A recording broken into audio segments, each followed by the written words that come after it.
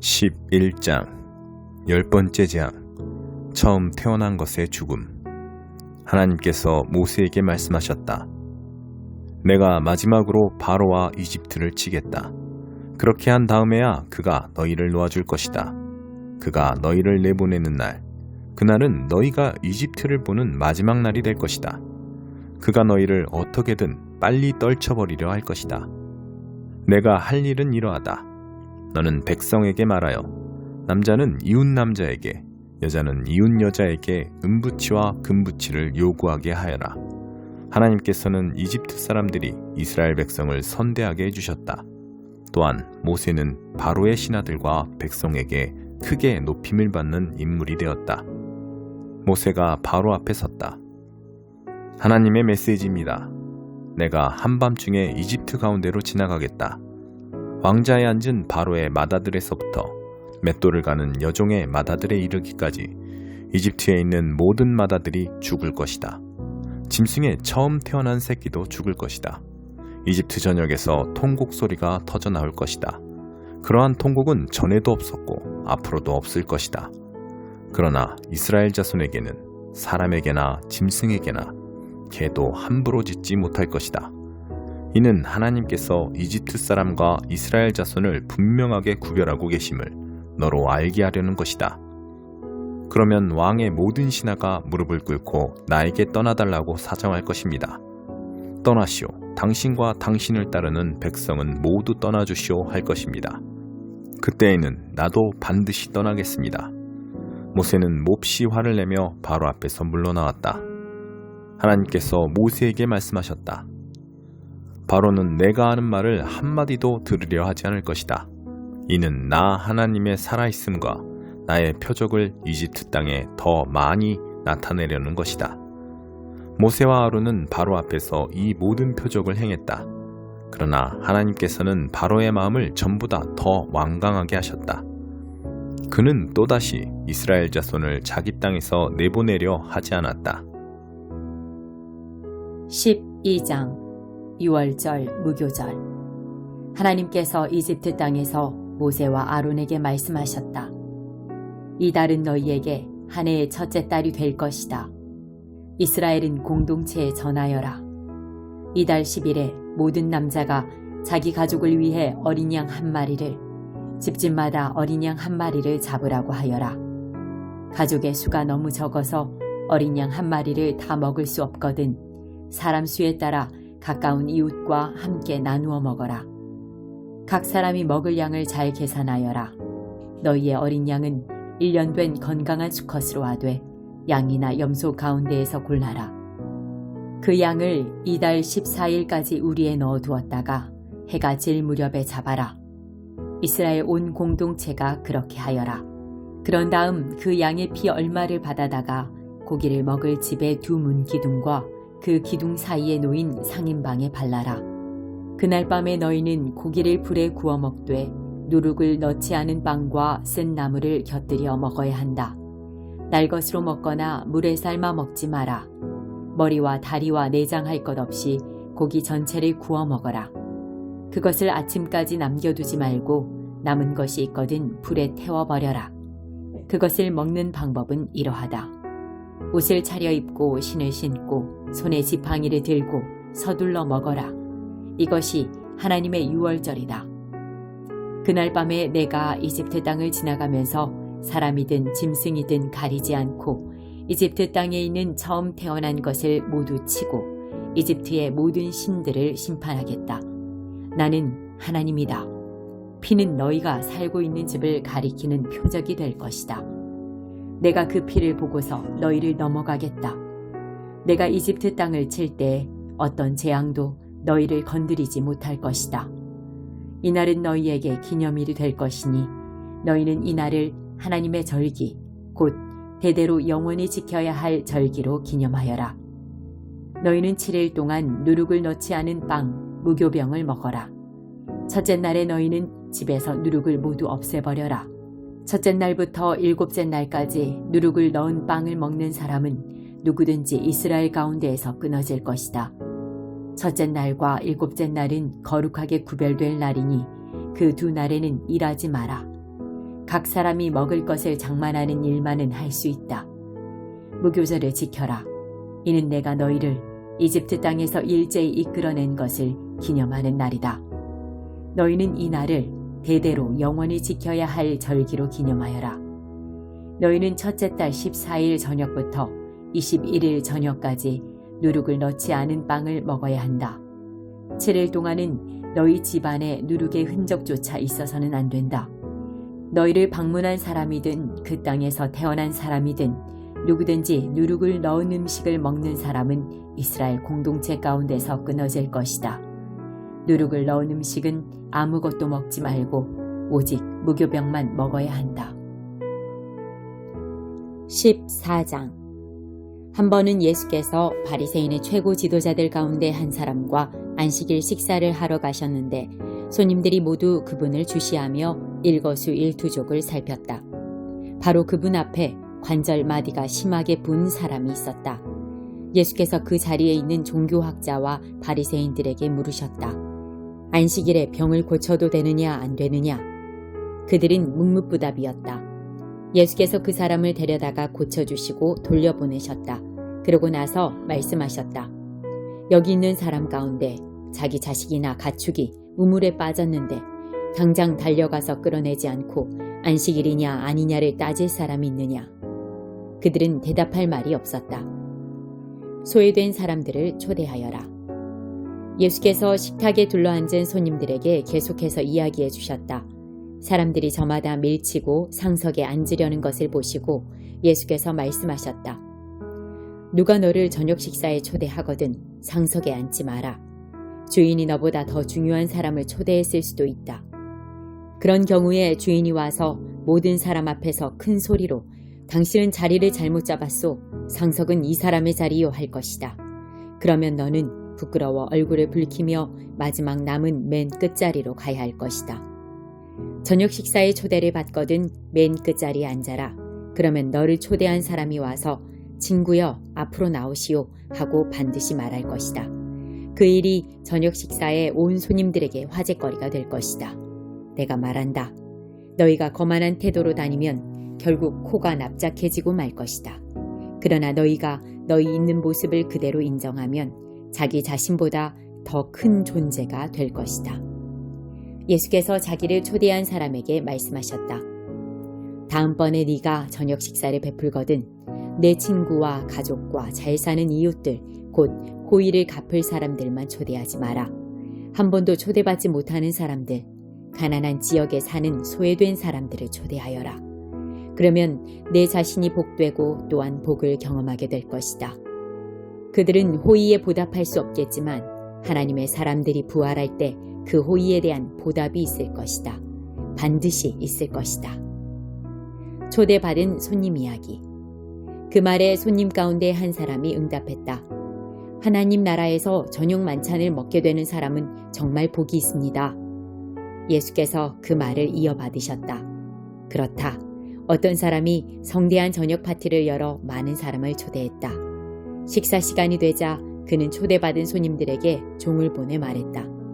오십시오. 음식이 다 준비되었습니다. 그러나 초대받은 사람들이 한 명씩 핑계를 대며 거절하기 시작했다. 한 사람은 나는 땅을 좀 샀는데 가서 둘러봐야겠다. 미안하다고 전해라 하고 말했다. 또 한 사람은 나는 방금 소 5쌍을 샀는데 꼭 가서 부려봐야겠다. 미안하다고 전해라 하고 말했다. 또 한 사람은 나는 신혼이라 집에 있는 아내에게 가봐야 한다 하고 말했다. 종이 돌아와서 주인에게 사정을 보고했다. 주인은 격분해서 종에게 말했다. 어서 시내의 큰 길과 골목길로 나가거라. 가서 제대로 된 식사가 필요한 사람들, 소외된 사람과 노숙자와 불쌍한 사람들을 눈에 띄는 대로 모아서 이리로 데려오너라. 종이 다시 보고했다. 주인님, 명령하신 대로 했는데도 여전히 자리가 남습니다. 주인이 말했다. 그렇다면 길거리로 가서 아무나 만나는 대로 데려오너라. 나는 내 집이 가득 차기를 원한다. 내가 너희에게 말한다. 처음에 초대받은 사람들 가운데는 아무도 내 저녁 파티에서 먹지 못할 것이다. 비용을 계산해 보아라. 하루는 많은 무리가 예수와 함께 걷고 있는데 예수께서 돌아서서 그들에게 말씀하셨다. 누구든지 내게 오려는 사람은 아버지와 어머니, 배우자와 자녀, 형제, 자매, 그리고 자기 자신까지 내려놓지 않고서는 내 제자가 될 수 없다. 누구든지 자기 십자가를 지고 내 뒤를 따라오지 않는 사람은 내 제자가 될 수 없다. 새 집을 지을 계획이라면 집을 다 지을 수 있을지 비용을 계산해 보지 않을 사람이 누가 있겠느냐. 기초만 놓았는데 돈이 다 떨어졌다면 너희는 아주 어리석은 사람으로 보일 것이다. 지나가는 사람마다 이 사람이 끝내지도 못할 일을 벌였구나 하고 손가락질하며 너희를 비웃을 것이다. 또 너희는 병사 1만 명으로 병사 2만 명을 가진 왕을 당해낼 수 있을지 판단해 보지도 않고 전쟁에 나가는 왕을 상상할 수 있겠느냐. 만일 당해낼 수 없다고 판단하면 밀사를 보내 휴전을 맺지 않겠느냐. 간단히 말하겠다. 계획이든 사람이든 너희에게 가장 소중한 것과 기꺼이 작별할 각오가 없으면 너희는 내 제자가 될 수 없다. 소금은 좋은 것이다. 그러나 소금이 맛을 잃으면 아무데도 쓸모없는 무용지물이 되고 만다. 너희는 듣고 있느냐? 정말로 듣고 있느냐? 29장 욥이 답변을 계속했다. 오, 지나간 좋은 시절. 하나님이 너무나 잘 보살펴 주시던 그때가 그립다네. 그분은 언제나 내 앞길에 등불을 비추시고 나는 그 빛에 의지해 어둠 속을 걸었지. 오, 지나간 황금 시절. 하나님과의 우정으로 내 집이 환하게 빛나던 때가 아쉽다네. 그때는 전능하신 분이 내 곁에 계시고 내 아이들도 품 안에 있었는데 만사가 내 뜻대로 되었고 어려운 것이 없어 보였는데 내가 중심가로 가서 친구들과 함께 광장에 앉으면 나이가 많든 적든 간에 내게 예를 갖춰 인사하고 마을의 모든 사람이 나를 존경했었지. 내가 말하면 다들 귀를 기울이고 토시 하나까지 새겨들었지. 나를 아는 이들은 다들 나를 좋게 말하고 어딜 가나 좋은 평판을 얻었네. 나는 공경에 처한 사람들을 돕고 불행한 이들의 처지를 대변했어. 죽어가는 이들이 나를 축복하고 유족들도 나의 조문을 받고 힘을 얻었지. 나는 늘 사람들을 따뜻하게 대하고 만나는 모든 사람을 공정히 대하는 사람으로 알려졌지. 눈먼 이에게는 눈이 되어주고 발을 저는 이에게는 발이 되어 주었네. 궁핍한 이들의 아버지였고 학대받는 외국인들의 권리를 옹호했지. 노상 강도들의 목덜미를 움켜잡아 훔친 것들을 돌려주게 했어. 그래서 나는 내가 천수를 누린 것에 감사하며 내 침상에서 편안히 죽을 수 있겠구나 생각했지. 물가에 깊이 뿌리내린 나무 같고 싱싱하고 이슬 머금은 나무 같은 내 인생. 죽는 그날까지 내 영혼이 영광에 쌓이고 내 육신은 쇠하지 않겠구나 여겼었지. 내가 말하면 사람들이 귀를 기울였고 기대하는 눈빛으로 내 말을 토시 하나까지 새겨들었네. 내가 말을 마치고 나면 그들은 말없이 내 말을 곱씹었지. 그들은 나의 조언을 봄비처럼 반기며 남김없이 받아 마셨어. 내가 그들을 향해 웃어주면 그들은 믿을 수 없어 했지. 얼굴이 환해지면서 씨름을 잊어버리곤 했네. 내가 그들의 지도자로 분위기를 주도하고 모범을 보이면 그들도 그 길을 따라 살았다네. 내가 이끄는 대로 따라왔지. 15장 부활. 친구 여러분, 여러분과 함께 마지막으로 메시지를 점검해 보겠습니다. 이 메시지는 내가 선포하고 여러분이 자기 것으로 삼은 것입니다. 여러분은 이 메시지 위에 서 있고 이 메시지로 인해 여러분의 삶은 구원을 받았습니다. 나는 여러분의 믿음이 일시적인 것이 아니라 진실한 것이며 여러분이 영원토록 이 믿음 안에 있으면서 이 믿음을 굳게 붙잡으리라고 생각합니다. 내가 가장 먼저 한 일은 내 앞에 아주 강력하게 제시된 다음 사실을 여러분 앞에 제시하는 것이었습니다. 성경에 기록된 대로 메시아께서 우리 죄를 위해 죽으시고 무덤에 묻히시고 사흘째 되는 날에 다시 살아나셔서 베드로에게 생생히 나타나시고 가장 가까운 제자들에게 나타나셨습니다. 그 후에 그분께서는 한 번에 500명이 넘는 제자들에게 나타나셨는데 그들 가운데 몇 사람은 세상을 떠났지만 대부분은 지금도 우리 곁에 살아 있습니다. 또한 그분께서 자기를 대변하도록 세우신 야고보와 나머지 사도들에게 나타나셨습니다. 그러고는 마지막으로 나에게도 생생히 나타나셨습니다. 내가 맨 나중이 된 것은 합당한 일이었습니다. 여러분도 알다시피 나는 사도들의 반열에 포함될 자격이 없는 사람입니다. 내가 하나님의 교회를 없애버리는 일에 혈안이 되어 젊은 시절 대부분을 허비했기 때문입니다. 그러나 하나님께서는 너무나 은혜로우시고 한없이 너그러우셨습니다. 그래서 오늘의 내가 있게 된 것입니다. 나는 그분의 은혜를 헛되게 하지 않을 것입니다. 내가 다른 어느 누구보다 더 많은 일을 하려고 애쓰지 않았습니까? 그렇다고 해도 내가 한 일은 그리 대단한 것이 아니었습니다. 하나님께서 내게 한 일을 주시고 감당할 힘도 주셨기에 내가 할 수 있었던 것입니다. 그러므로 여러분이 내게서 메시지를 들었든 다른 사람들에게서 들었든 간에 그것은 같은 메시지입니다. 나나 그들이나 하나님의 진리를 전했고 여러분은 여러분의 삶을 맡겼습니다. 이제 나는 여러분에게 의미심장하면서도 어려운 질문을 던지려고 합니다. 여러분은 우리가 선포한 사실, 그리스도께서 죽은 자들 가운데서 다시 살아나셨다는 사실을 믿어서 신자가 된 것인데 사람들이 부활 같은 것은 없다고 말하도록 내버려 두다니 어찌 된 일입니까? 부활이 없다면 그리스도께서 살아나는 일도 없었을 것입니다. 그리스도의 부활이 없다면 우리가 여러분에게 전한 모든 것은 교묘한 속임수가 되고 여러분이 목숨을 걸고 붙잡은 모든 것도 교묘한 속임수가 되고 말 것입니다. 뿐만 아니라 부활이 없다면 우리는 하나님에 대해 뻔뻔한 거짓말을 늘어놓는 죄를 범한 셈이 되고 하나님께서 그리스도를 다시 살리셨다고 증언한 우리의 진술도 순전히 거짓말이 되고 말 것입니다. 죽은 자들이 다시 살아나는 일이 없다면 그리스도께서 다시 살아나는 일도 없었을 것입니다.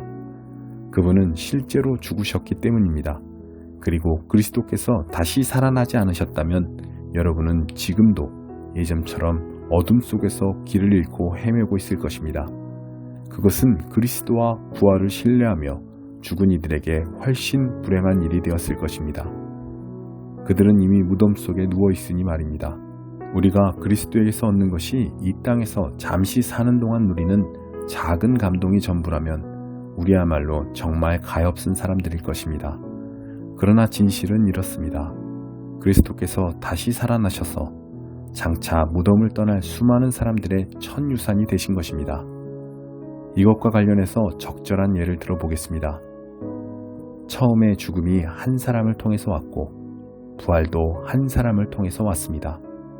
아담 안에서 모든 사람이 죽은 것과 같이 그리스도 안에서 모든 사람이 살아납니다. 그러나 우리는 순서를 기다려야 합니다. 그리스도가 먼저이고 그 다음은 그리스도께서 다시 오시는 때에 그분과 함께하는 사람들입니다. 그리스도께서 다시 오시는 때는 장중한 완성의 때일 텐데 그때가 되면 그리스도께서 반대 세력을 부서뜨리고 그의 나라를 하나님 아버지께 넘겨드릴 것입니다.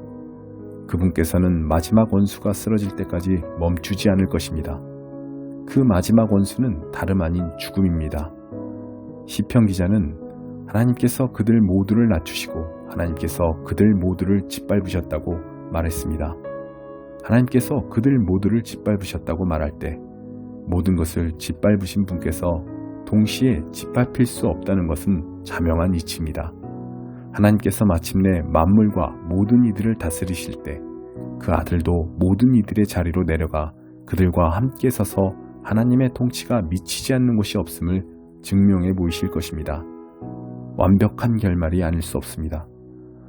사람들이 죽은 자들을 위해 세례를 받는 이유가 무엇이라고 생각합니까? 죽은 자들의 부활이 없고 하나님의 능력이 무덤 입구에서 그치고 만다면 그분께서 무덤을 깨끗이 정리하시고 모든 이들을 끌어올려 일어서게 하실 것을 암시하는 행위를 우리가 무엇 때문에 계속한다는 말입니까? 내가 이토록 위험한 일에 목숨을 거는 이유가 무엇이겠습니까? 나는 살면서 하루도 빠짐없이 죽음과 직면합니다. 여러분은 내가 부활하신 메시아 예수께서 보증해 주신 여러분의 부활과 나의 부활에 대한 확신도 없이 이 일을 하고 있다고 생각합니까? 여러분은 내가 에베소에서 나의 최후가 되지 않기를 바라면서 사나운 짐승들과 싸울 때 그것이 단지 영웅처럼 행동하려고 한 것에 불과하다고 생각합니까? 결코 그렇지 않습니다. 내가 행하고 말하는 것, 내가 사는 방식을 뒷받침하는 것은 부활, 부활, 언제나 부활입니다. 부활이 없다면 우리는 내일이면 죽을 테니 먹고 마시자고 할 것입니다. 그리고 그것이 전부일 것입니다. 그러나 속지 마십시오. 부활을 반대하는 잡담에 물들지 마십시오. 나쁜 친구가 좋은 행실을 망칩니다. 똑바로 생각하십시오. 깨어나 거룩한 삶을 사십시오. 더 이상 부활의 사실에 대해 오락가락하지 마십시오. 지금 같은 시대에 하나님을 알지 못하는 것은 여러분이 부릴 사치가 아닙니다. 이러한 일을 오래도록 방치하다니 여러분은 창피하지도 않습니까? 어떤 회의론자는 꼭 이런 질문을 던집니다. 부활이 어떻게 일어나는지 보여주시오. 도표로 보여주고 그림으로 보여주시오. 도대체 부활한 몸은 어떻게 생겼습니까? 자세히 살펴보면 이 질문이 얼마나 어리석은 것인지 알 수 있습니다. 이런 일은 도표로 나타낼 수 없습니다. 우리는 이와 유사한 경험을 정원일에서 찾아볼 수 있습니다. 죽은 것 같은 씨를 심었는데 이내 식물이 무성하게 자랍니다. 눈으로 볼 때 씨앗과 식물은 비슷한 점이 없습니다. 여러분은 토마토 씨를 보고 토마토가 어떻게 생겼을지 헤아릴 수 없습니다. 우리가 흙 속에 심은 것과 거기서 움튼 것은 똑같아 보이지 않습니다. 우리가 땅에 묻은 죽은 몸과 그 몸에서 비롯되는 부활한 몸도 전혀 다른 모습일 것입니다. 몸의 종류도 놀랄 만큼 다양하다는 것에 주목해 보십시오. 씨앗의 종류가 여러 가지이듯이 몸의 종류도 여러 가지입니다. 사람의 몸도 있고 동물의 몸도 있고 새의 몸도 있고 물고기의 몸도 있습니다. 저마다 독특한 형태의 몸을 가지고 있습니다. 땅에 있는 다양한 몸뿐만 아니라 하늘에 있는 해와 달과 별들과 같은 다양한 천체들도 그 아름다운 밝기가 각기 다르고 다양합니다. 그것을 보는 것만으로도 부활의 영광이 얼마나 다양한지를 어렴풋하게나마 알 수 있습니다. 우리는 부활 이전에 씨를 보고 있을 따름입니다. 그러니 부활이라는 식물이 어떤 모습일지 누가 상상할 수 있겠습니까? 죽은 것 같은 씨를 심었는데 살아있는 식물을 거둡니다. 이 이미지는 기껏해야 밑그림 정도에 불과하지만 부활한 몸의 비밀에 접근하는 데 도움이 될 것입니다. 다만 다시 살아나면 영원히 살아나 영원히 살게 된다는 것을 마음에 새겨야 합니다. 죽어서 묻힌 몸은 아름답지 않지만 다시 살아난 몸은 영광스럽습니다. 약한 것을 심었는데 강한 것이 싹틉니다. 뿌린 씨는 자연의 것인데 거기서 자란 것은 자연 너머의 것입니다. 씨도 같은 씨이고 몸도 같은 몸이지만 그것이 육체로 죽어 묻힐 때와 영원한 영의 생명으로 다시 살아날 때 그 차이는 실로 엄청납니다. 성경에서 이 순서를 따라가 보겠습니다. 첫 번째 아담은 생명을 얻었고 마지막 아담은 생명을 주는 영이 되었습니다. 육체의 생명이 먼저 오고 영적인 생명은 그 다음에 옵니다. 기초는 흙으로부터 단단히 빚어졌지만 최종 완성은 하늘로부터 옵니다. 첫 번째 사람이 흙에서 난 이래로 사람들은 땅에 속한 사람이 되었습니다. 두 번째 사람은 하늘에서 났고 사람들은 이제 하늘에 속한 사람이 될 수 있습니다. 이제껏 우리는 땅에 뿌리를 두고 살아왔지만 이제는 하늘에 속하는 것을 목표로 삼아야 합니다. 친구 여러분, 내가 강조하고 싶은 것은 이것입니다. 땅에 속한 우리의 삶은 그 본성상 우리를 하나님 나라로 인도해 주지 못합니다. 그 삶의 자연스러운 본성은 죽음입니다. 그러니 그 삶이 어떻게 마지막에 가서 자연스럽게 생명의 나라에 들어갈 수 있겠습니까? 그러나 나는 여러분에게 나도 다 이해하지 못하는 놀라운 비밀을 알려드리겠습니다. 우리는 모두 죽지 않고 변화될 것입니다. 여러분이 모든 소리를 잠재울 나팔 소리를 듣고 위를 쳐다보며 눈을 깜빡이는 순간 그 일은 끝날 것입니다. 나팔 신호가 하늘로부터 울리면 죽은 자들이 무덤을 박차고 일어나서 죽음의 힘이 미치지 못하는 곳, 다시는 죽을 일이 없는 곳에 이르게 될 것입니다. 그와 동시에 우리도 그들과 똑같은 방식으로 모두 변화될 것입니다. 부활계획표에는 다음과 같은 일이 일어나도록 되어 있습니다. 모든 썩을 것이 썩지 않을 것으로 바뀌고 죽을 수밖에 없는 것이 죽지 않을 것으로 바뀔 것입니다. 그때가 되면 다음의 말씀이 이루어질 것입니다. 생명이 죽음을 삼키고 승리를 거두었다. 오 죽음아, 누가 최종 결정권을 쥐었느냐? 오 죽음아, 이제 누가 너를 두려워하겠느냐? 죄가 죽음을 두려운 존재로 만들었고 율법의 죄악이 죄에서 권세와 파괴력을 주었습니다. 그러나 생명이신 분의 단 한 번의 승리로 그 세 가지 죄와 죄책과 죽음 모두가 사라지게 되었습니다. 이 모두가 우리 주 예수 그리스도의 선물입니다. 그러니 하나님께 감사드리십시오. 사랑하는 친구 여러분, 우리를 위해 이루어진 이 모든 일을 기억하고 굳게 서서 흔들리지 마십시오. 주저하지 마십시오. 여러분이 주님을 위해 하는 일이 시간 낭비나 헛수고가 아님을 확신하여 주님의 일에 매진하십시오.